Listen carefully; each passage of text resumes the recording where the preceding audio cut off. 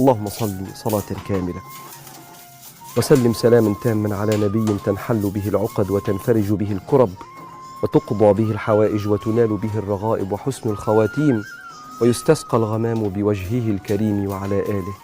يا رب، كل سر مكشوف لديك وكل عيب لا يخفى عليك.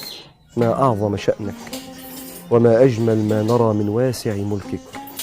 يا رب، اجعل القرآن العظيم ملجأنا ودواءنا، واجعل حسن ظننا بك شفاءنا، فأنت ثقتنا ورجاؤنا.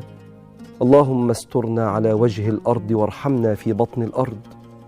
اللهم اغفر لنا حين نقوم أمامك غدا يوم العرض.